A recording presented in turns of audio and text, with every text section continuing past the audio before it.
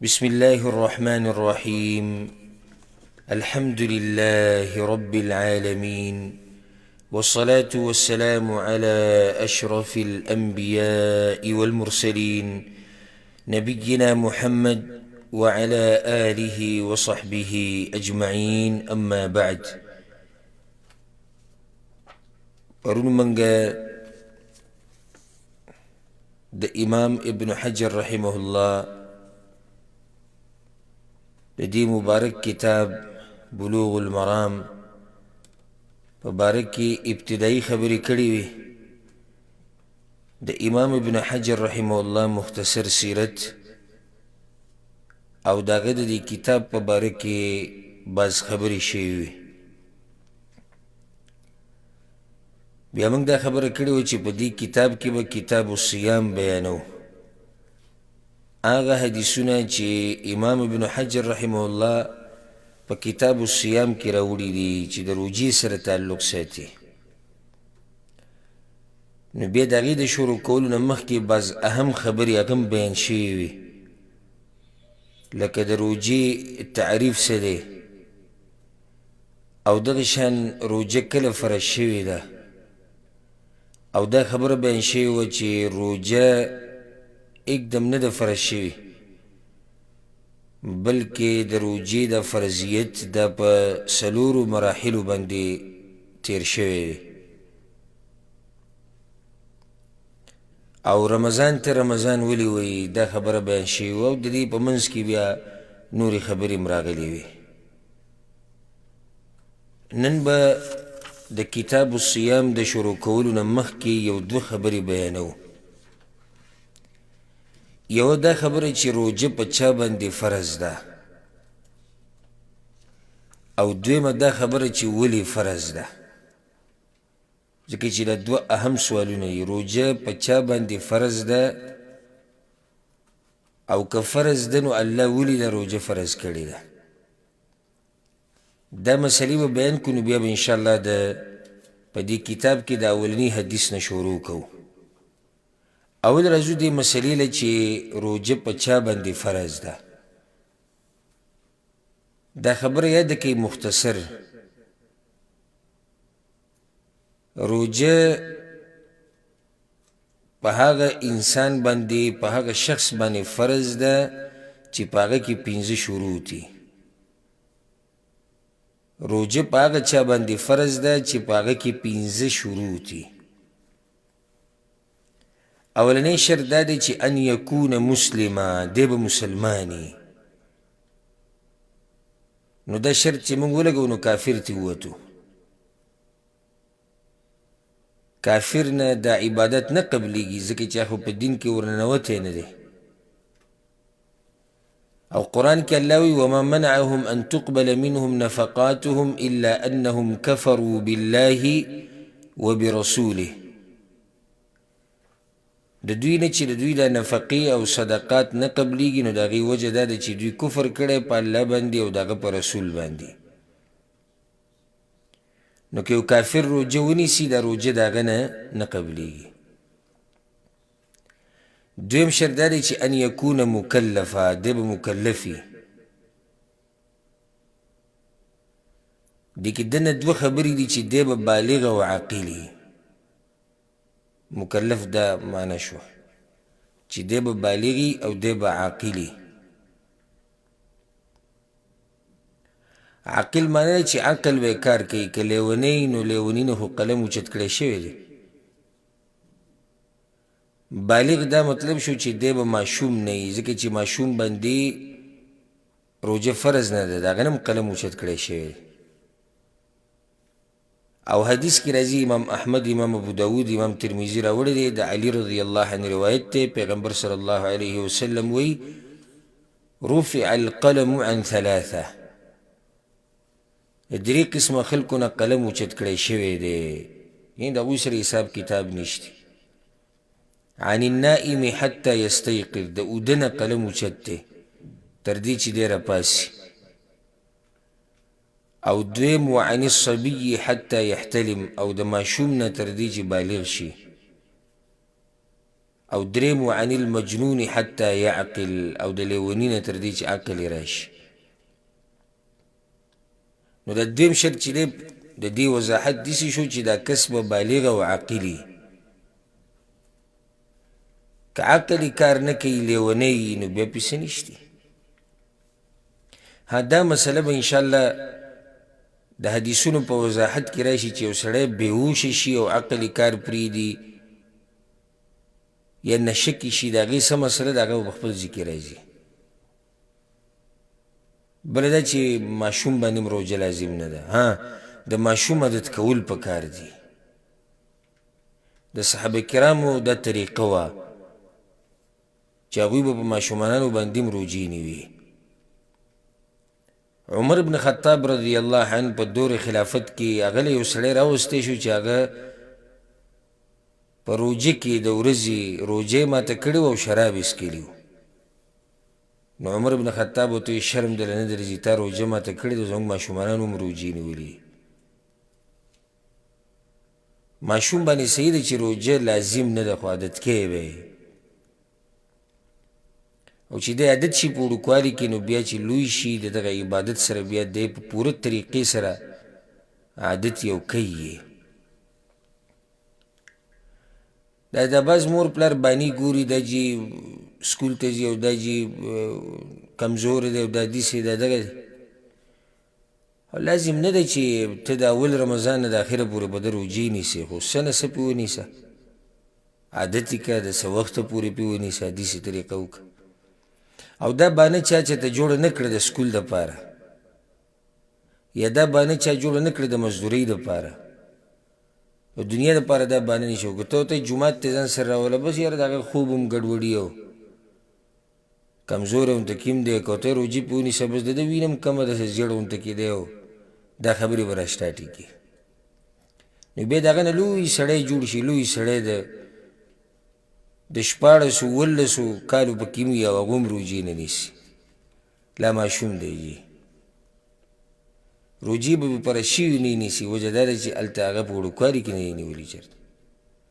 بیا داسې مشران په کې هم شتي چې هغوی هم ګوره روجې نه نیسي، داسې شتي په دې پښتنو کې هم. دا زه منم چې پښتانه د روجې اهتمام ډېر کوي په نسبت د هغه قومونو چې کم د دوی په خوا و شا کې دي هلته.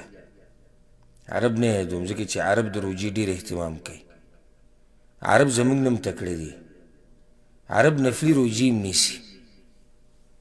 دوی په هفته کې د 2 روجو اهتمام هم کوي، په میاشت کې د 3 روجو اهتمام هم کوي. د عاشورا، د عرفات روجه، ذوالحجې په میاشت کې روجې، دا د عربو عادت دی.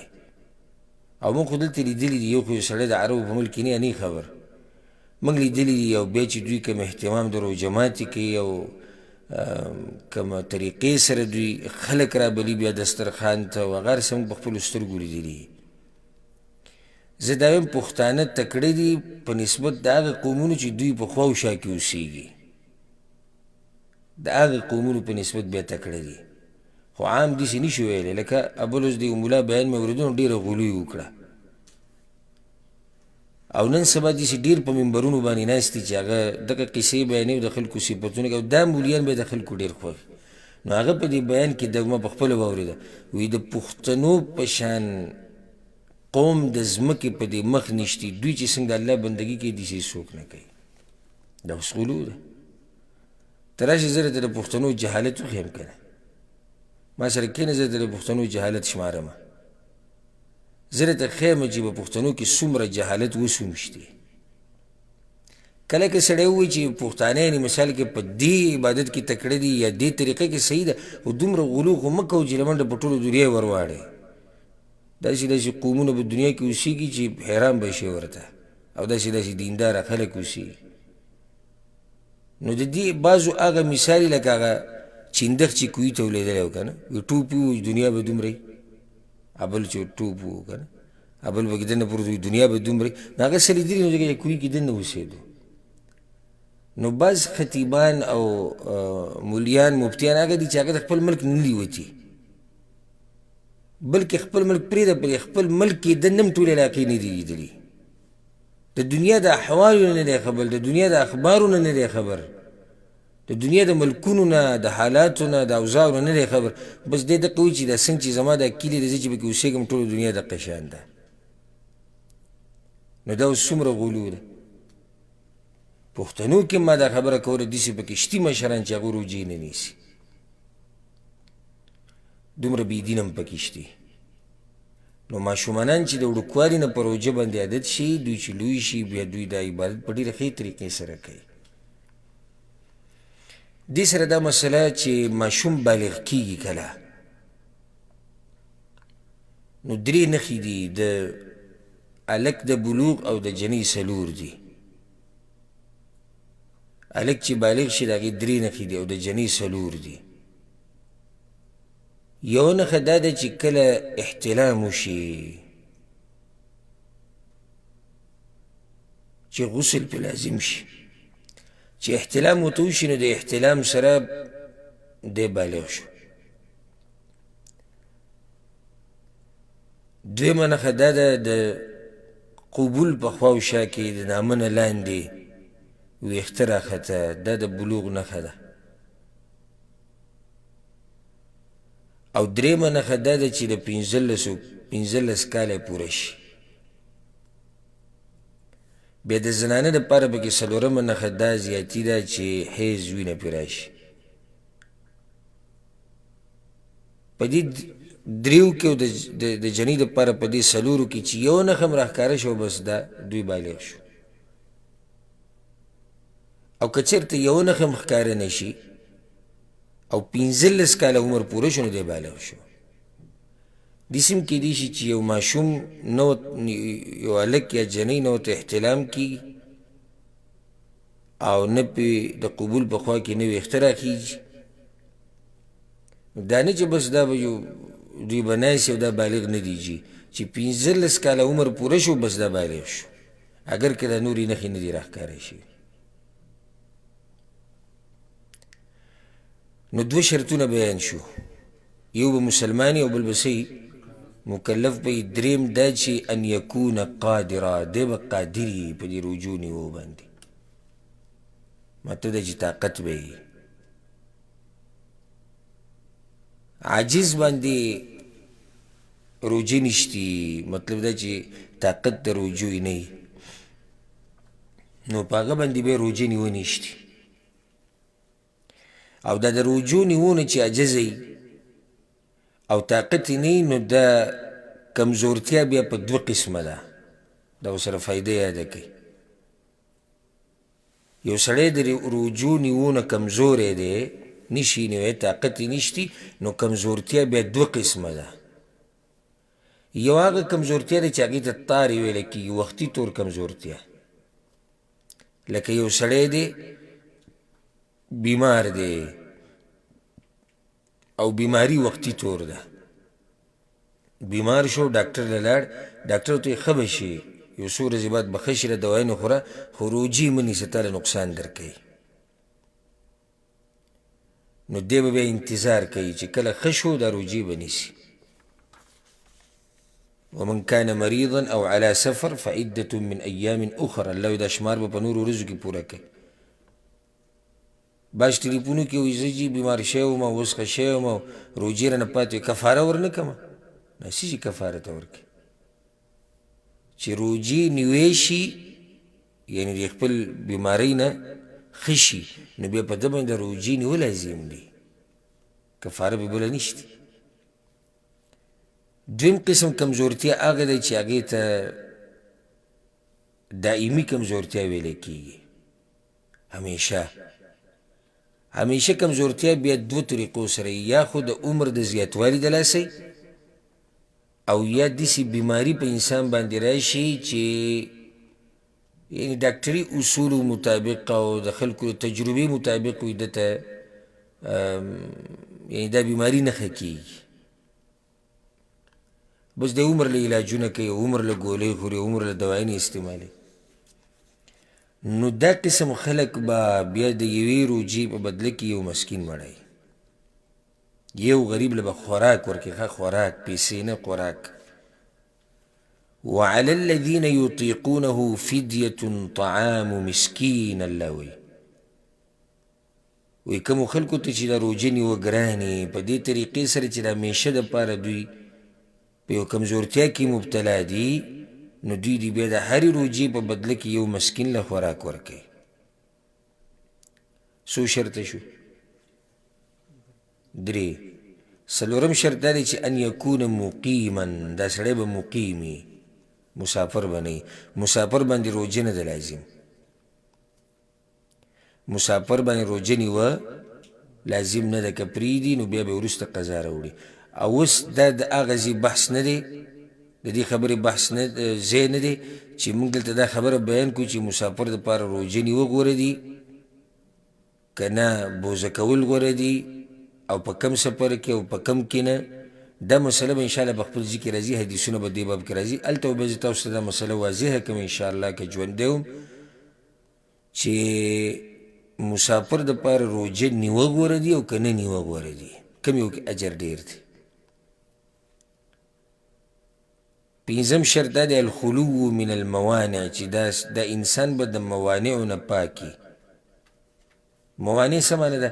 یعنی هغه څه چې د هغې د لاسه په ده روژه منع کېږي، نو دا شرط د زنانو دپاره خاص دی. دا 5م شرط د زنانو دپاره خاص دی. هغه موانع څه دي؟ څلوېښتي یا د حیض بیماري. ځکه چې زنانه په څلوېښتۍ کې یا په حیض کې نو دې باندې روژه نیوه څه دي؟ حرام دي. حرام دي، دا ټکی یاد کړئ، روژه نیوه پې حرام دي. بعض زنانو په باره کې موږ نه تپوسونه شي چې د حیا د لاسه روژې نیسي او نشي ویلی، نه دا ګناه ده. ګوره ګناه د حیض په حالت کې، د څلوېښتۍ په حالت کې زنانه منع کړی شوې ده د مانځه نه او د روژو نیولو نه. دا فایده ورسره بیا یادول پکار دي چې که یو زنانه روژه نه یې نیولي خو د هغه انسان په مخ کې چې هغه روژتي او روژهداري د هغه په مخ کې د خوراک څښاک نه کوي، دا یو ادب دی، دا یو ادب دی. بیا اوس دې نه بعد په دې خو موږ پوه شو چې روژه په چا لازم ده. اوس سوال دا دی چې ولې لازم ده؟ سوال دا دی چې الله دا روژه په موږ باندې ولې لازم کړې ده؟ څه وجه ده؟ دا خو زمونږ ایمان او یقین دی چې الله چې څه کار کوي نو په هغې کې څه حکمت نه، حکمتونه پکې. د الله نوم دی الحکیم. هر کار کې د الله سبحانه وتعالی حکمتونه پراته دي او ناشنا ناشنا حکمتونه. خو دومره ده چې کله ورته د چا عقل ورسي او د چا عقل ورته ونه رسي. ځکه چې موږ کمزور یو. الله په سورت الاسراء بني اسرائیل کې دا وایي وما اوتیتم من العلم الا قلیلا، او نه دی درکړی شوی تاسو ته مګر ډېر لږ علم. نو دغه لږ علم کې کله د یو عبادت حکمت سړي ته معلوم نشي، بس بیا دا نه چې ته به بیا هم ګرځي په حکمتونو پسې، بس لوی حکمت وایي دا دی چې الله راته ویلي یو ځای کوم، پیغمبر ویلي یو ځای کوم، بس خبره ختمه شوه. ها که چاته حکمتونه معلوم شي، لکه علما کوششونه کوي د عباداتو حکمتونه بیانوي، ډېره ښه طریقه ده.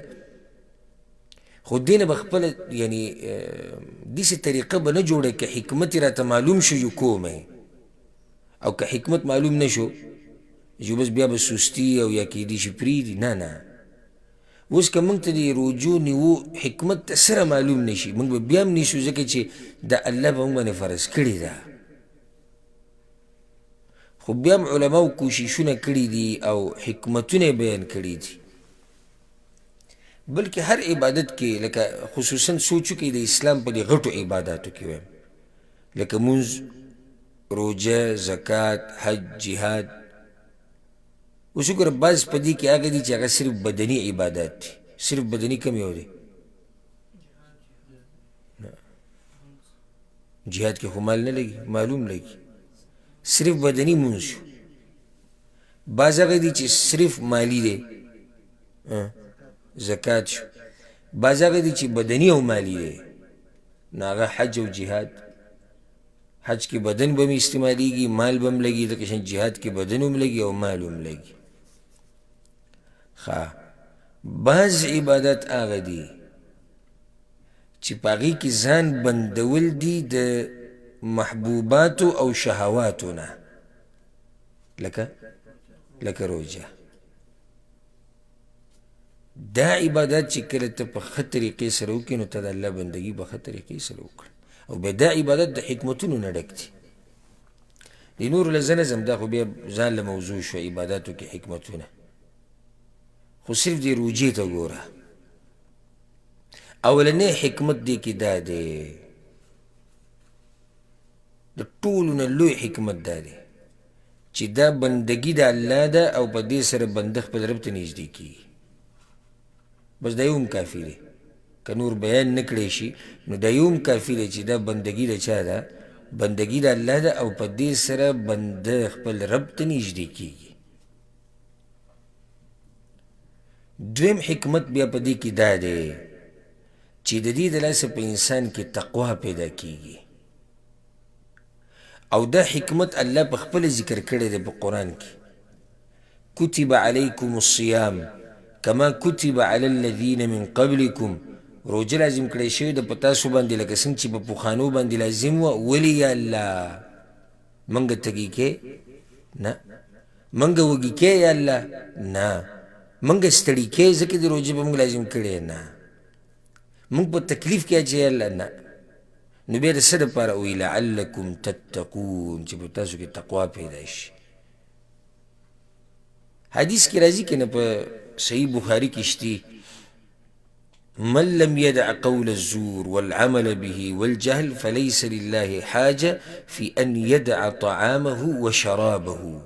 یو سړی چې د دروغو خبرې پرې نه دي او په دروغو باندې عمل پرې نه دي او د جهالت کارونه پرې نه دي او ګناهونه پرې نه دي، نو الله ته د دې ضرورت نشته چې د ځان بند کړی د اوبو نه او د خوراک نه. معنی د دې حدیث ته ده چې الله خو تقوا غواړي او په دې کې تقوا رانغله، نو په دې روژه باندې الله څه کوي؟ داسې ډېر مسلمانان دي، یعنې زه د بعضو مسلمانانو ته وګورم دا زړه مې پې خفه شي، ډېر زیات افسوس وکړم.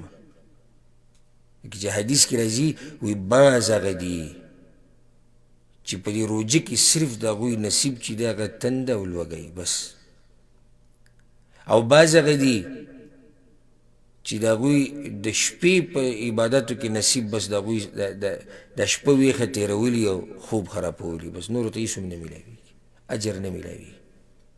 نو زه هم چې داسې زموږ په دې پښتنو کې به ډېرې په دې خبره به خفه کېږو نه، دا حقیقت دی.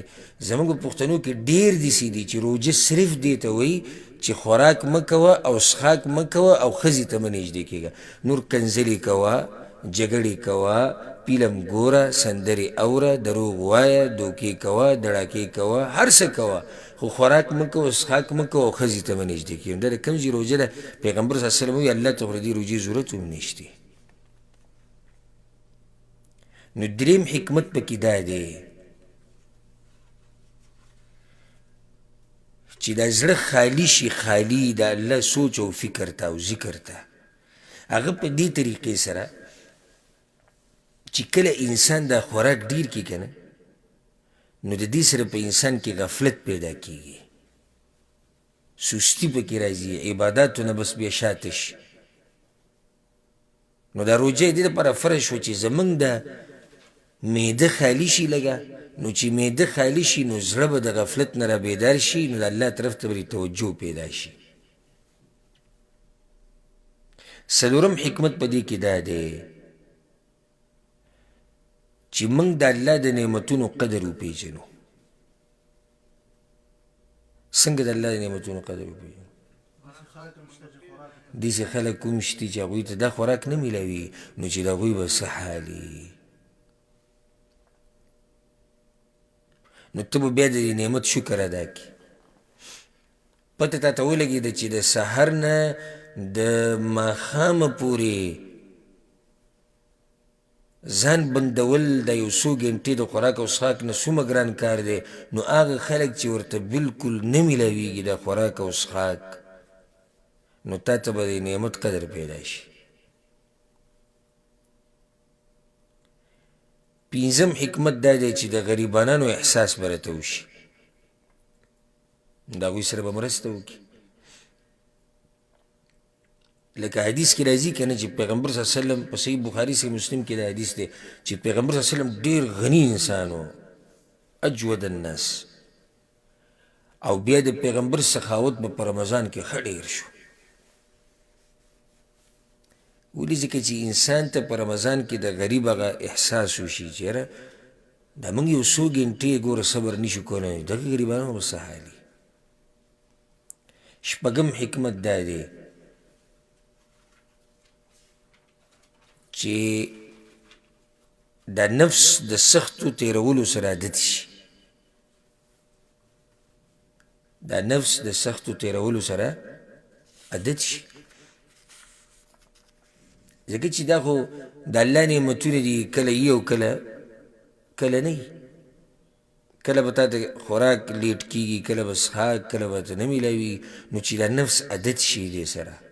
بل چې تا ته اندازه ولګي چې زه به د خپل نفس څنګه کنټرولوم. التمرن على ضبط النفس، داسې ورته موږ په عربۍ کې ویلی شو، التمرن على ضبط النفس، یعنی پریکټیس کول د دې خبرې چې زه به د خپل نفس څنګه کنټرولوم. ته په روژه کې خپل نفس کنټرول کړی دی که نه؟ د خوراک نه دې کنټرول کړی دی، د څښاک نه دې کنټرول کړی دی، د عورت د شهوت نه دې کنټرول کړی. نو دا یو قسمه پریکټیس روان دی، تمرن دی. اووم حکمت پکې دا دی چې دې نفس کې دننه عجزي پیدا شي او تکبر تی ختم شي. وجه دا ده، دا خو واضحه خبره ده. اکثر دا متکبرین چې دا مالداري که غریبانه مالداري، دا ډېر خوراکونه او قسمه قسم نعمتونه چې سړي سره یي او د ښځو نه شهوتونه پوره کوي، نو دا اکثر په سړي کې لویي پیدا کوي، لویي متکبر شي. یعنی ته ورته خوراک کېدی که نه، خوراکونه ډېر دي او تا ښه مزیده لکه مړه لرکه داسې دی سره وړي، داسې تکبر به وکړي او غزار به یې کړي او یو شي او بل شي. نو دا روژه د دې دپاره ده چې په دې نفس کې دننه عجزي پیدا شي، عجزي چې زه ګورې الله ته محتاج یم په هر وخت کې. که دا رب په ما باندې دا خوراک بند کړي نو ما به څه حال وي؟ عجزي به د پکې پیدا شي. ځکه هغه یو خلیفه عالم ته ووایي ما ته نصیحت وکړه. سلفو کې یو عالم ته یو خلیفه ووایي بادشاه وایي ما ته نصیحت وکړه، خو سم نصیحت راته وکړه. نو هغه ورته ووایي که ته سم تږی شي او ګیلاس اوبو ته دې ضرورت او نه میلاویږي نو ته به څه وکړي؟ وایي دا نیمه باچایي به پسې ورکړم ځان له ویواله. نو هغه ورته بیا وایي که دا اوبه بیا ستا د بدن نه نه وځي نو بیا به ورسره څه کوې؟ وایي دا نیمه باچایي به نوره هم ورکوم، خو چې دا اوبه د بدن نه وځي بیا نو هغه ورته په دغه باچایي به څه کوې چې د یو ګیلاس اوبو مقابله نه شي کولی. ګوره د الله نعمت ته بیا باچایي څه شی دی؟ ګیلاس اوبه چېرته نه میلاویږي، ته به هر څه ورکړې خو دا به را پیدا کوې. نو بیا صرف بدن ته دننه کول نه دي، بدن نه بیا وتم دي. نو که نه وځي هغه بیا ځانله مسله ده. نو په دې رجوع سره په نفس کې څه پیدا شي؟ عجزي پیدا شي. څو حکمتونه شو؟ اتم حکمت دا دی د دې سره دا رګونه لږ تنګ شي، تنګ. نو څه فایده وشوه؟ نه، شیطان په دې رګونو کې دننه ګرځي. حدیث کې دي که نه؟ په صحیح بخاري کې هم دی، په صحیح مسلم کې هم دی، ان الشیطان یجري من ابن آدم مجرى الدم. شیطان د انسان په بدن کې په هغه ځایونو کې ګرځي، په کومو ځایونو کې چې وینه ګرځي. نو ته چې خوراک او څښاک بند کړي نو دا رګونه څه شي؟ دا تنګ شي. چې تنګ شي نو په شیطان باندې لارې تنګې شي، نو د هغه د وسوسو نه به بچ شي او شهوتونو نه او د دې قسمه خبرونو به بچ شي. ځکه خو ګوره دا حدیث هم په صحیح بخاري صحیح مسلم کې پیغمبر صلی الله علیه وسلم ځوانانو ته څه نصیحت کړی؟ وی واده وکړئ، که طاقت هم یو، که طاقت هم نه وي نو بیا روجې ونیسئ. ولې؟ ځکه چې روجې ونیو سره شهوت کمیږي. د شهوت څنګه کم شي؟ ځکه چې هلته رګونه تنګ شي نو په شیطان باندې لارې تنګې شي. نهم حکمت اخرنی به دا ذکر کو چې دې کې بدني فایدې دي، دې کې بدني فایدې دي. تاسو ته دا پته شته چې اوس انګریزانو او غیر مسلمو ډاکټرانو خپلو خلکو ته دا نصیحت کړی دی، وایي کم سے کم هفته یا لسو ورځو کې یو ورځ د څه وخت نه څه وخته پورې روژه نیسئ. او زمونږ شریعت موږ ته څه د پاسه 1400 کاله مخکې ویلي په هفته کې 2 روژې نیسئ، په میاشت کې 3 نیسئ، د رمضان د میاشتې روژې نیسئ، ځکه چې دې معدې ته ارام میلاو شي، سکون ورته میلاو شي. او دا د تجربې خبره ده او تاسو ټولو ته معلومه وي چې کله انسان روژه ونیسي که نه، نو په دغه ورځې دا بدن چې دا چست وجه دا چې معدې ته لږ سکون میلاو شي. او سکون ولا نن سبا کم ځای کې ورکوي، خو سهار چې راپاڅي او دا مشینري سټارټه شي او دا شپن وهي او د شپې پورې یاره معده، نو معده غریبه به خرابېږي نه چې په مخه په هغې کار روان دی او هر شی ورته ورولي خراب به شي که نه. نو کوم سړی چې روجې نیسي د ده معده برابري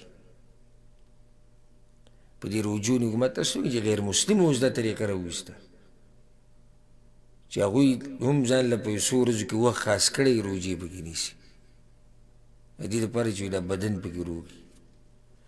نو په دې باندې به اکتفا وکړو، اگر که حکمتونه نور هم دي خو بیا به خبره ډېره اوږده شي. څو حکمتونه شو؟ 9 د ځان سره یاد ساتئ. دا 2 مسلې حل شوې. کمې؟ روجه په چا فرض ده او ولې فرض ده؟ دا 2 مسلې حل شو. اوس راځو د خپل کتاب ته، کتاب الصیام. کتاب الصیام تاسو به دا ټکي ډېر لیدلي په دې که د محدثینو کتابونه دي او که د فقهاو دي، کتاب او باب او بحث فصل دا پکې راځي. باب دی جوي په دې مسله کې او فصل دی په دې مسله کې او کتاب دی په دې مسله کې. څه فرق دی؟ دا فایده یاده کوي. یو جنس دی، جنس لکه یو شي جنس، لکه اوس روجه ځان له جنس دی، ځان له عبادت دی، نو د دې به کتاب وي، کتاب الصیام.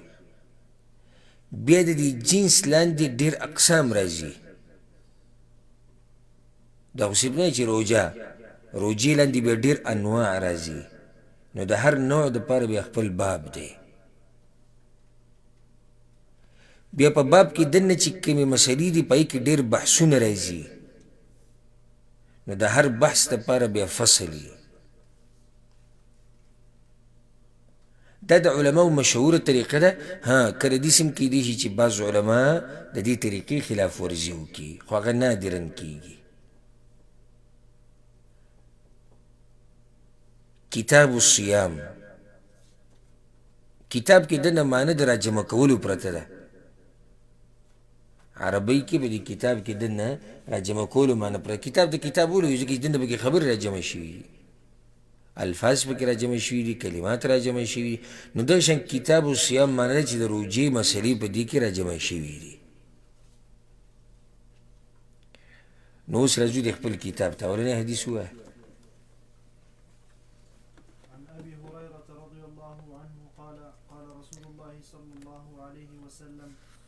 تقدموا رمضان بصوم يوم ولا يومين إلا رجل كان يصوم صوما فليصوم متفق عليه. اولنی حدیث په دې کتاب الصیام کې دی د ابو هریره رضی الله عنه وی چې پیغمبر صلی الله علیه وسلم دا خبره کړې ده، لا تقدموا رمضان بصوم يوم ولا يومين. د رمضان د میاشتې نه مخکې یو ورځ یا 2 ورځې روجه مه نیسه. د رمضان نه یو ورځ مخکې یا 2 ورځې مخکې روجې مه نیسئ. الا رجل كان يصوم صوما فليصومه. که یو سړی خپله روجه نیسي او د هغه خپل عادت یې او د هغې نو بیا دې روجه نیسي، بیا دې ونیسي. دا حدیث متفق علیه دی، یعنی دا حدیث په صحیح بخاری کې مشتی او دا حدیث په صحیح مسلم کې مشتی. او امام ابن حجر رحمه الله چې دا کم لفظ دا حدیث راوړی دی نو دا د امام مسلم لفظ دی. معنی دا شوه کله حدیث امام بخاری م راوړی امام مسلم م راوړی خو د دواړو په الفاظو کې لږ اختلاف وي. نو علما داسې وایي دا حدیث امام بخاری راوړی دی او امام مسلم راوړی دی واللفظ لمسلم او دا الفاظ د چا د روایت دي؟ د امام مسلم د روایت دي. نو دلته د چې دا کم حدیث راوړی دی امام ابن حجر دا متفق علیه دی خو الفاظ دا دغه دي د امام مسلم دي، د هغه د روایت دي. نو که دې ته اشاره کړې وه ډېره به ښه وی، که داسې ویلی وی چې دا حدیث متفق علیه دی او دا لفظ د چا دی؟ لفظ د امام مسلم دی. او دا حدیث چې دی نو دا کتب سته والا ټولو راوړی دی او امام احمد هم راوړی دی. دا حدیث په ټولو کتابونو کې شته. دلته پیغمبر صلی الله علیه وسلم وایي لا تقدموا رمضان بصوم يوم ولا يوم إلا رجل دي كي رفع استعمالولهم جايز دي إلا رجل أو دي سويل إلا رجلا دا دوان استعمالول جايز دي. باستثناء سره بالنسب رازي او کتوی چې دا بدل دی د مستثنا منه نه نو بیا به دا مرفوع راځي الا رجل لکه څنګه چې دی حدیث کې دی. اوس دی حدیث دی مسلو له راځو. اول خو دی حدیث نه دا مسله واضحه شوه چې د رمضان د میاشتې نه مخکې یوه ورځ یا دوه ورځې مخکې روژه نیوه دا على القول الراجح حرام دی، ځکه چې دلته نهي راغلی ده. پیغمبر صلی الله علیه وسلم وایي داسې به نه کوئ او نهي په اصل کې د حرمت دپاره. اگر که بعض علما وایي دا کار مکروه دی، والله اعلم زړه په دې مطمئن دی چې دا د تحریم دپاره دی او دا د امام شافعي مذهب دی او شیخ ابن باز رحمه الله هم دې له ترجیح ورکړې ده. بله مسله د دې حدیث نه دا ثابته شوه چې د رمضان میاشت صرف رمضان ویلی شي، لازم نه دی چې شهر رمضان به ورته وي، ځکه چې پیغمبر صلی الله علیه وسلم د حدیث کې څه ووي لا تقدموا رمضان، شهر یې ورسره نه ذکر کړی، میاشت د رمضان یې نه دی ویلی خو رمضان یې ویلی دی. او په دې باندې امام بخاري رحمه الله باب هم تړلی دی چې باب په بیان د دې مسله کې چې آیا رمضان به وایو که نه شهر رمضان به وایو. ومن رأى كله واسعا، معنی دا چې دا ټولې خبرې جایز دي، دا خبره پراخه د تنګولې نه دي په کار. امام نسائی د دې خبرې د جواز دپاره باب تړلی دی چې باب په بیان د رخصت په دې مسله کې چې داسې ویلی شي د شهر رمضان ته رمضان. دا خبر موږ دې دپاره وکړو سړی به دې ته څه ضرورت دی چې ته دا فایده ذکر کړې؟ دا دې دپاره ذکر کوو چې د امام شافعي د مذهب ډېر علما دا خبره کوي، وایي د رمضان میاشتې ته صرف رمضان ویل مکروه دي، دې ته به شهر رمضان وی. ولې وایي ځکه چې روایت کې راځي امام بیهقي راوړی دی لا تقولوا رمضان، رمضان مو وایئ داسې، فإن رمضان اسم من اسماء الله، ځکه چې رمضان د الله په نومونو کې یو نوم دی، ولکن قولوا شهر رمضان، که تاسو وایئ نو بیا شهر رمضان وایئ. خو دا حدیث چې دی نو دا کمزوری دی، دا حدیث څه دی؟ کمزوری دی. نو مطلب دا شو چې رمضان او شهر رمضان دواړه ویل څه دي؟ دواړه ویل جایز دی او دا حدیث په ښکلی دلیل دی.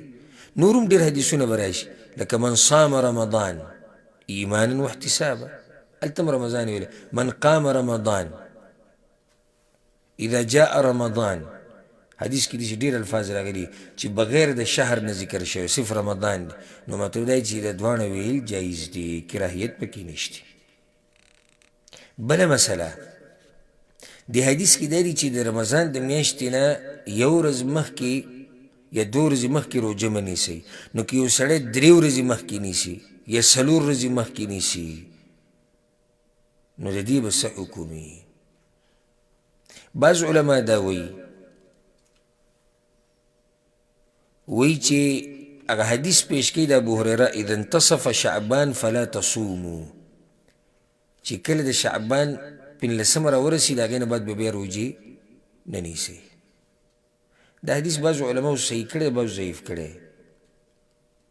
هلته بل طرف ته د عایشې رضی الله عنها روایت دی چې پیغمبر صلی الله علیه وسلم به دومره روژې په بله میاشت کې نه نیوي لکه څومره چې به په شعبان کې نیوي، بلکې وی کله ناکله به پوره میاشت روژې نیوي. یو روایت کې داسې راځي کان یصله برمضان، رمضان سره به یې وتړلې دا روژې.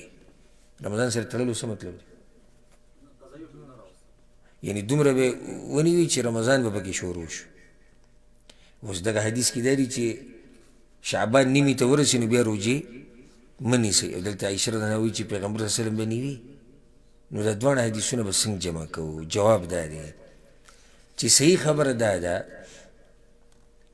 چې 1 یا 2 ورځو نه زیات که څوک روژې نیسي نو نیوی شي. لکه یو سړی د رمضان د میاشتې نه مخکې 4 ورځې مخکې روژې نیسي، 5 ورځې نیسي، هېڅ خبره نه. ښه نو د حدیث سره به څه کوو؟ چې پیغمبر وایي چې کله نیمې ته شعبان ورسي بیا به روژې نه نیسي. نو جواب د هغې دا دی، معنی دا ده چې چا د رمضان د شعبان د میاشتې د اولې نه روژې نه یې نیولي نو د منځ نه دې بیا وروسته نه نیسي. د دغو دپاره دا حدیث شو. او که چا د مخکې نه په کوم څه روژې نیولي نو بیا وروسته هم روژې نیوی شي. پوه شوئ تاسو په دې مسله که نه؟ نو داسې دا دواړه حدیثونه څه شو؟ راجمع شو. وایم منه د هغه چا دپاره ده چې اوله کې د سره روژې نیولي نه دي خو چې کله میاشت نیمې ته ورسېده شروع یې وکړه دوی به نه نیسي. یا بعضو علماو دا ویلي وی منه د هغه چا دپاره ده چې کمزوری کوي دا روژې. خو د دې نه د اولنۍ خبره واضحه ده، د دې نه د اولنۍ واضحه ده. والله اعلم. قد حدیث کی استثناء رالا الا رجل كان يصوم صوما فليصم، مگر هغه سړی چې خپل روژه نیسي نو نیسي دي، د دې لپاره رخصت دی.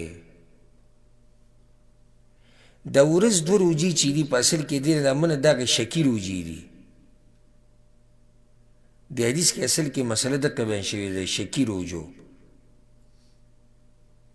خو دا ته استثنایي حالات دي. فقهاو د هغې ډېر صورتونه ذکر کړي دي، لکه یو سړی دی د هغه عادت دی 1 ورځ روژه نیسي او 1 ورځ بوزه کوي، او دی چې هغه کومه روژه نیسي هغه د رمضان نه مخکې راله 1 ورځ مخکې روژه نیوی شي که نشي نیوی؟ نیوی شي.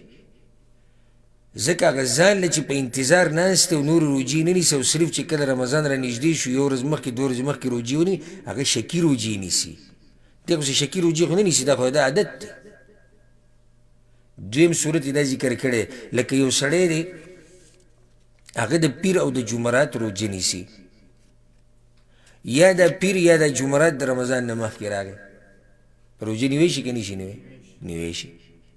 یا د یو سړي د عادت دی هره میاشت 3 ورځې روژې نیسي او د میاشت په اخره کې نیسي، دا عادت دی.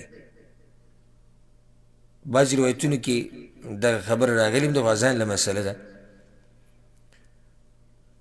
نو د هغه ځان له دا عادت جوړ کړی چې میاشت 3 روژې نیسي او 3 ونه بلکل په اخره کې نیسي، دا عادت دی. او شعبان کې هم دا کار وکړو نو کولی شي ځکه چې دی خو څه شکي روژه خو نه نیسي. دغه شم دا صورت په کوم علماو ذکر کړی دی لکه یو سړی دی په هغه باندې روژې پاتې شوي دي د تېر شوي رمضان او خپل روژې نیسي نیوی شي، هېڅ خبره نه. یا به داسې یو سړی دی دا صورت په کوم راتلی شي یو سړی دی منښت یې وکړه، منښت یې داسې وکړه که یاره دا عبدالله راغی که نه د سفر نه نو زه به روژه ونیسم، او عبدالله چې راغی نو هغه د رمضان نه 1 ورځ مخکې راغی روژه نیوی شي که نشي نیوی؟ نیوی شي، هېڅ خبره نه. نو مطلب د خبرې دا شو چې دا نهي د چا دپاره ده، دا منه د چا دپاره ده؟ هغه چا دپاره ده چې څوک د رمضان نه یو ورځ مخکې یا دوه ورځې مخکې روجي نیسي او دې ته احتیاط وایي، دې ته څه وایي؟ احتیاط. جي زه احتیاط کوم، دا شکي روژه ده. بلکې د شیعګانو په مذهب کې دا دي د رافضو چې دا به کې وی پیغمبر ویلي چې صومو لرؤیته، نو دا لرؤیته معنی دا ده چې للاستقبال، یعنی د روجي استقبال په روجې سره وکوي، د روجي استقبال په روجې. دا رافضو شیعګانو په مذهب کې ده. نو خبر مقصد زما دا و چې نهي د څه دپاره ده؟ د دې دپاره چې څوک وایي زه احتیاطي وایي، دا احتیاطي محتیاطي به شریعت کې نشته، شریعت کې دا مسله نشته. اوس څوک سوال کولی شي چې دا روجه ولې منع کړه پیغمبر؟ که تاسو جواب کوئ څه به په دې کې به څه حکمت؟ نه ولې شریعت د دې نه منع کړه؟ دې څه وجه کیدی شي؟ د دې سره هغه خلک چې دی نو په تردد کې واقع شي بیا، یعنې خلکو باندې کیدی شي ته داسې وایې که تعبیر داسې وکړي دا به برابر وي چې لکه د رمضان او د دغې میاشتې د روجې پته پکې ونه لګېده. علماو درې حکمتونه ذکر کړي چې دوه په هغې کې کمزوري دي، مضبوط نه دي، او یو ښه مضبوط حکمت دی. یو یې دا ذکر کړی دی وایي د دې دپاره شریعت وایي چې روجې ونیسه چې دی د رمضان ته تکړه شي، ځکه که دی دا روجې ونیسي نو دی به بیا څه شي؟ کمزوری به شي. تاسو څه وایئ؟ دا خبره صحیح ده که غلطه؟ ولې کمزوری؟ نه کمزور دغه هم کیدی شي جواب خو ښکلی جواب دی چې هلته پیغمبر وایي که څوک خپله روژه نیسي نیسي دی نو بیا خو هغه هم کمزوری کېږي، بیا خو به یې ټول منع کړی وي. دویم حکمت دا چا ذکر کړی بعضو علماو وی چې دا نفل او فرض کې فرق راشي، په نفلو او په فرضو کې فرق راشي. تاسو څه وایئ؟ ولې؟ نه دقه جواب دی دا چې پیغمبر استثناء وکړه چې که څوک خپله روژه نیسي نیسي، نو هغه هم نفلي روژه نیسي. که چېرته مقصد دا وی چې نفلي او د فرضي په منځ کې فرق راشي نو بیا به پیغمبر ټول منع کړی وی. نو حکمت څه پاتې شو؟ حکمت دا د رمضان د میاشتې را دننه کېده او وته دا د سپومۍ په رؤیت پورې تړلی شوي خبرې دي چې سپومۍ به اینې روژه کې به. که چېرته دا خلک دا احتیاطونه شروع کړي چې زه یو ورځ مخکې روژه نیسم او زه دوه ورځې مخکې روژه نیسم نو د شریعت هغه حکم پالتو پاتې شو. پوه شو به دې؟ بیا سپومۍ لیده به کې چې شو د هغې انتظار چې شو بس هر سړی لګیا دی زه یو ورځ احتیاط کوم او زه دوه ورځې احتیاط کوم. نو شریعت خو تا ته دا وایي چې سپومۍ وینې روژه کا نو تا خو بیا هغه حکم پالتو کو. والله اعلم. دویم حدیث ووایه. وعن عمار بن ياسر رضي الله عنه قال من صام اليوم الذي يشك فيه فقد عصى أبا القاسم صلى الله عليه وسلم. ذكره البخاري تعليقا ووصله الخمسة وصححه ابن خزيمة وابن حبان. دویم حدیث په دې کتاب کې د عمار بن یاسر رضی الله عنه دی. هغه دا وایي، خیال کوئ ښه دا خبره څوک کوي؟ عمار کوي. من صام اليوم الذي يشك فيه، چا چې د هغه ورځې روژه ونیوه چې په کومه ورځ کې شک واقع کیږي، یعنی شکی روژه ونیوه، فقد عصى ابا القاسم صلی الله علیه وسلم، نو د ابو القاسم صلی الله علیه وسلم نافرمانی وکړه، یعنی د پیغمبر نافرمانی وکړه. دا حدیث امام بخاری تعلیقا راوړی دی او 15 وصل کړی دی، او امام ابن خزیمه او امام ابن حبان دې ته صحیح ویلي. اول خو دې تخریج باره کې خبره کوو. دا حدیث امام بخاری تعلیقا راوړی دی، معلق دی. نو چې سړی به دا وایي چې یاره معلق روایت څه ته وایي، دا خو موږ بل پرې واورېده، بعضو به کېدای شي. مختصر یاد کا معلق څه ته وایي؟ ما حذف من مبدأ اسناده راو فاكثر على التوالي، هغه سند چې د هغې د سر نه یو د سند سری او یو یې څه ویښي. ویښي کم یو دی؟ هغه ویښ شو. او سری کم یو دی؟ دا څوک چې د روایت بیانوي. د دې سند د دې سر نه راویان لرې کول، یو څو راویان ترې لرې کول. لکه تاسو له مثال درکړم خبره به ښه واضحه شي. یو کس دی هغه دا وایي ما د عبدالله نه اورېدلي دي، هغه وایي ما د عبدالرحمن نه اورېدلي، هغه وایي ما د احمد نه اورېدلي، هغه وایي ما د محمد نه اورېدلي دي، او هغه دا خبره کړې ده. صحیح شو؟ اوس که دې ځای کې دی راولګي ډایرکټ داسې وایي چې ما د محمد نه اورېدلي دي، ټول راویان یې څه کړو؟ هغه یې ته لرې کړو. یا بعضې ته لرې کړو، عبدالله یې ته لرې کړو، عبدالرحمن لرې کړو، وایي احمد دا ویلي دي، هغه وایي چې محمد ویلي. داسې زه یو مثال ذکر کوم. نو دا به معلق وي. ښه کله داسې هم کېږي، ګوره علما داسې کوي محدثین چې دا ټول راویان ترې لرې کړي او صرف صحابي پرېږدي. ډایرکټ داسې وایي مثال کې عمر بن خطاب ویلي دي، پیغمبر ویلي. منځ کې چې کوم سند د ده او د عمر بن خطاب په منځ کې هغه ټول څه کړي؟ هغه لرې کړي. معلق ځوړند، یعنې ځوړند سند شو. نو ځکه چې د ده نه واله او د هغه صحابي پورې منځ کې څوک ذکر نه کړو. ښه کله محدثین داسې کوي چې تابعي او صحابي ذکر کړي. لکه څنګه چې دا روایت دی، دې کې امام بخاري څه ویلي دي په خپل کتاب کې؟ وقال صلة عن عمار. صله دا خبره کړې ده. صله دا مشهور تابعي دی، صله ابن زفر العبسي. وی صله ویلي دي چې عمار ویلي دي. امام بخاري دا وی. نو اوس د امام بخاري او د صله په منځ کې خو به کساني که نه وی؟ ای به که نه وی؟ ای به هغه ټولې ته یې لرې کړو. نو دې ته وایي حدیث څه شی؟ معلق. او دا حدیث کمزوری، معلق حدیث کمزوری. دا خو واضح دی ځکه چې سند کې کسان نشته سوای د امام بخاري نه او د امام مسلم نه، چې د دوی د معلقاتو باره کې به ډایرکټ نه وي چې کمزوري دي. ای کې تفصیل دی. که چېرته داسې ویلي په صیغه د جزم سره چې قاله داسې ویلي دي پلاني یا داسې ویلي دي، نو اکثر دغه معلقات صحیح د صحیح. نورو کتابونو کې وګوره سند به میلاو شي. لکه امام بخاري اوس دا روایت راوړی که نه، د دې سند ښه برابر دی، خو هغه معلق راوړی. په نورو کتابونو کې وصل شوی دی، دغه کسان پکې شتي. او چې کله دوی داسې راوړي په صیغه د تمریض د بیمارۍ په دغه کې صیغه کې، یعنې یقالو داسې ویلی کېږي، یذکرو داسې یادولی کېږي، نو بیا دا کته په کار دي. دې کې کیدای شي چې سند یې صحیح کمزوری. دا تفصیل د هغه کتابونو په باره کې دی چې کومو کتابونو دا شرط لګولی چې زموږ په کتاب کې صرف صحیح حدیثونه وي. نور چې عامو محدثینو په کتابونو کې حدیث راغی معلق، نو دا څه دی؟ دا کمزوری. اوس امام بخاري خو دا راوړی تعلیقا، خو وایي چې ووصله الخمسه.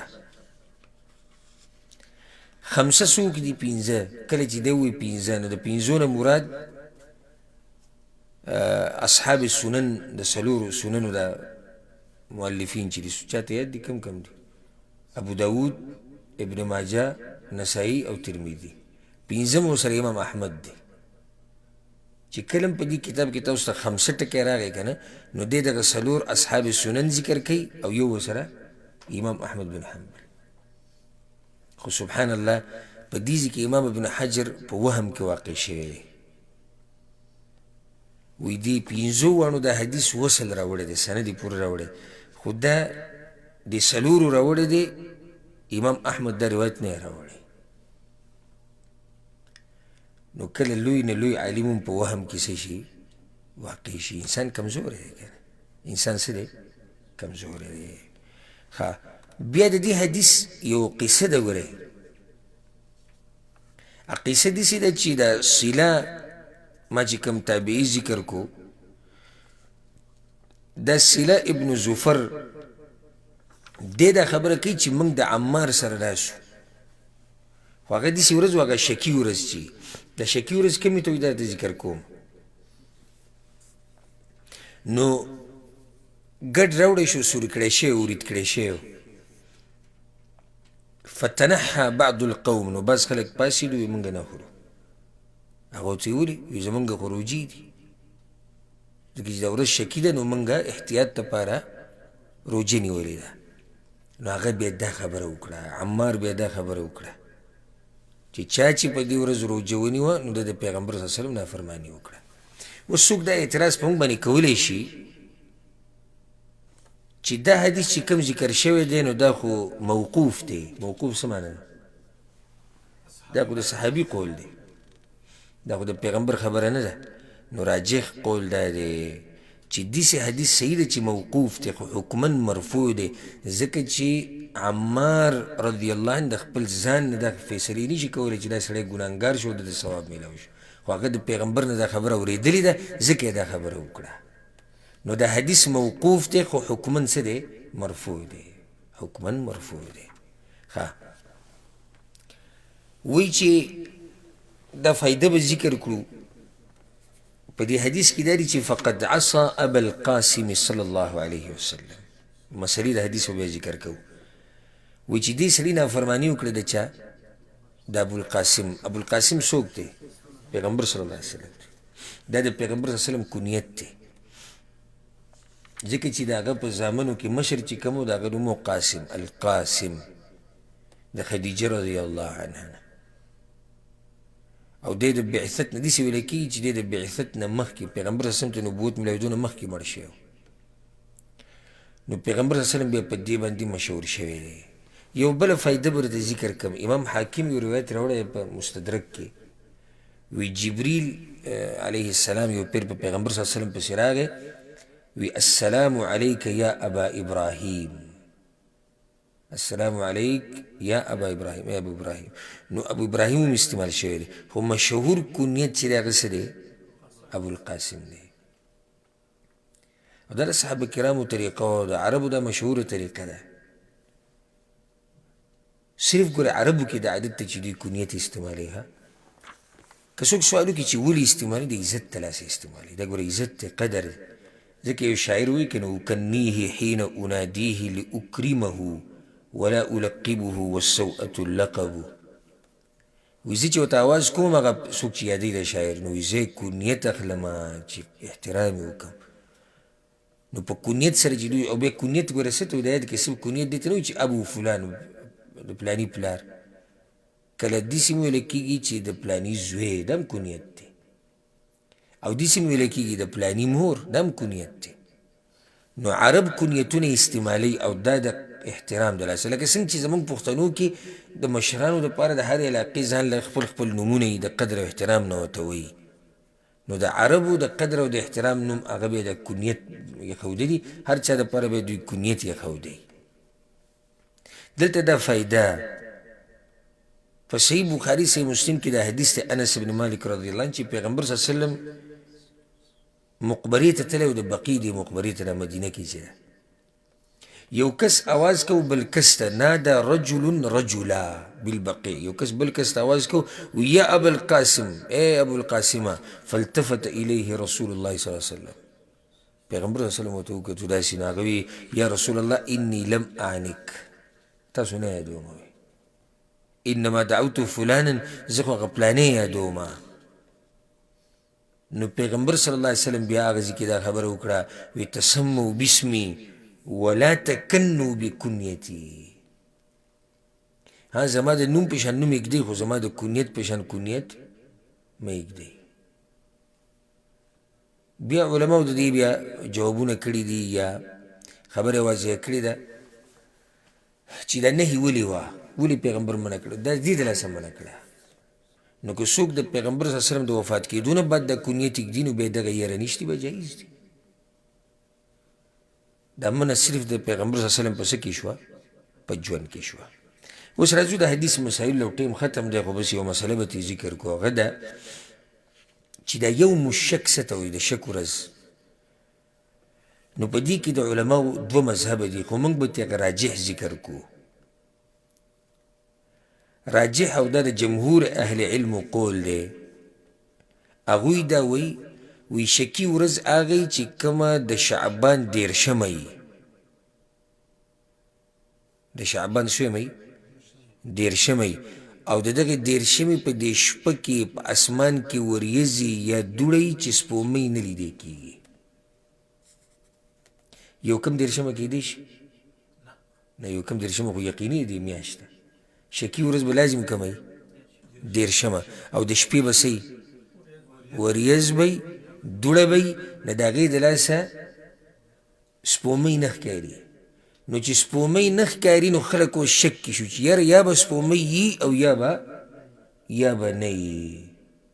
نو بعض خلک به دغه روژه نیسي، بلکې بعض علما ویلي وي لازم به دا روژه نیسي. بعض علما دا ویلي دي، خو صحیح خبره دا ده چې کله داسې ورځ راشي دیرشمه چې سپومۍ یې په شپه کې ونه لیدی شي د وریځو د لاسه یا د دوړو د لاسه، نو بیا به دغه ورځ د شعبان سره شمارلی کېږي، نو شعبان به دیر شي. د شکي روجې به نه نیسي، د شکي روجې په اسلام کې نشته. او دلیل په دې باندې دا دی، لکه انشاءالله سبا به دغه حدیثونه بیانوو، هلته به وضاحت کوو، را روان دي هغه حدیثونه.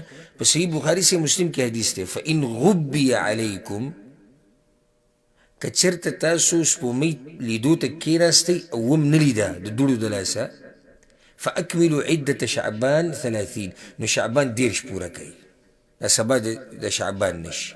خو دا نه دي ویلي چې سبا روژه ونیسئ، دا به شکي روژه دا به د احتیاط دپاره شي.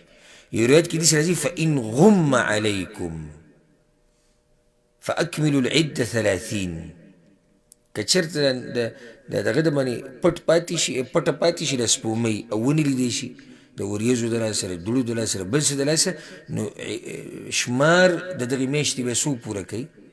دیرش پوره کوي. خو دا نه دي ویلي چې سبا روژه ونیسئ. نو شکي ورځ چې ستاسو ذهن کې شکي ورځ دغې ته وایي، او د دغې ورځې روژه نیوه. عمار ابن یاسر وایي چې چا په دغه ورځ روژه ونیوه د نافرماني د چا وکړه؟ د پیغمبر صلی الله علیه وسلم. مخکې حدیث تیر شو کنه، ابو هریره څه وایي؟ پیغمبر صلی الله علیه وسلم وایي چې د رمضان نه یو ورځ مخکې یا دوه ورځې مخکې به روژه نه نیسي. دا یو دلیل دی. یو حدیث کې داسې راځي فإن اغمي علیکم فاقدروا له 30، بیا اندازه ولګوئ د دیرشو ورځو، یعنی یو کم دیرش خو تیرې شوې، اندازه ولګوئ، مطلب یعنی دا عدت پوره کوي، دیرشې کوي. فاکملوا عدة شعبان 30. بعضو دا ویلي دي فقدروا له معنی دا چې قدر نه د ټکي اخیستی شوی دی، یعنې تنګسیا راولئ. تنګسیا راولئ به کومه میاشت باندې؟ په شعبان باندې وي. نو شعبان چې تنګه کړي نو څو به شي؟ 29 به شي. نو سبا یې روژه ونیسه.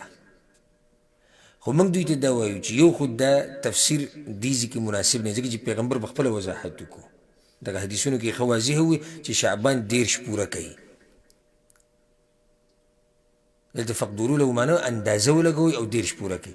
که بل پر داسې معنی هم شي، دا ډېره خوندوره خبره ده، که داسې معنی هم شي چې تنګه کوي، دا یعنی مطلب تنګول شو، نو صحیح ده که نه؟ د رمضان میاشت به تنګه کړو. کومه به تنګه کړو؟ رمضان میاشت به تنګه کړو. نو چې رمضان میاشت تنګه کړي نو شعبان به څو شي؟ شعبان به دیر شي. بیا هم د هغه روژې نه به کې پاتې شوې. حاصل د دې حدیث دا شو، په آخره کې حاصل د حدیث دا شو چې راجح قول هغه دا دی، او دا د جمهور اهل علم قول دی چې د شک په ورځ روژه نیوه دا ناروا دي. د شک په ورځ به روژه نه نیسي. که چېرته وریځ وه یا دوړه وه، سپومۍ ونه لیدی شوه، نو شعبان څو پوره که؟ دیرشې پوره که، او بله ورځ بیا یقیني رمضان دی. په دې باندې به اکتفا وکړو. انشاءالله سبا به د 3 نمبر حدیث نه شروع کوو، د عبدالله بن عمر. الله سبحانه وتعالی دې موږ پوه کړي په قرآن او په حدیث باندې. هذا والله اعلم، وصلى الله وسلم على نبينا محمد وعلى آله وصحبه اجمعين.